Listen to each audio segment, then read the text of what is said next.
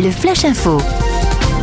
Et à la une, un spectaculaire accident hier matin sur la bretelle d'accès à l'axe nord-sud à la glacerie. Circulant en direction de Tour-la-Ville, un automobiliste a perdu le contrôle de son véhicule en raison de la présence d'une plaque de gasoil sur la chaussée. Le véhicule a fini sa course sur le toit. Blessé légèrement, le conducteur de 41 ans a été transporté au centre hospitalier public du Cotentin. La circulation a été neutralisée sur la bretelle d'accès pour permettre le nettoyage de la chaussée.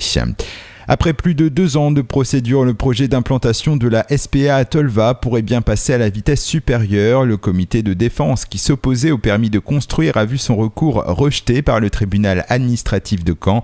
Rappelons que la SPA souhaite quitter les locaux exigus du boulevard Amiral Lemonnier à Cherbourg pour intégrer ceux plus spacieux de l'ancien magasin de meubles Joseph Amand à Tolva. SNCF, effet collatéral du mouvement de grève qui touchait les trains de banlieue ce mercredi 22 janvier en gare Saint-Lazare à Paris. Le train Paris-Cherbourg qui devait partir à 18h de la capitale est resté à quai 20 minutes de plus. La SNCF recherchait un de ses agents absents et dont la présence à bord du train est nécessaire pour le bon déroulement du trajet. Le train est finalement parti à 18h30. Garde à vue prolongée au commissariat de Saint-Lô pour un adolescent âgé de 16 ans. Il est l'auteur présumé de coups violents portés à la tête d'un autre adolescent âgé de 17 ans, élève d'un lycée de la ville lundi. Le jeune lycéen agressé a eu le nez cassé, la mâchoire fracturée et le visage tuméfié. Le jeune homme mis en cause a été interpellé mardi soir. Il sera présenté devant le parquet de Coutances ce jeudi.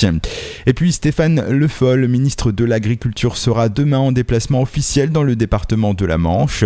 La première partie de ce déplacement portera sur l'enseignement agricole, deuxième réseau éducatif de France. À cette occasion, le ministre visitera la maison familiale rurale de Condé-sur-Vire ainsi que le lycée agricole de Coutances en matinée avant de se rendre à la cidrerie de Condé-sur-Vire en début d'après-midi.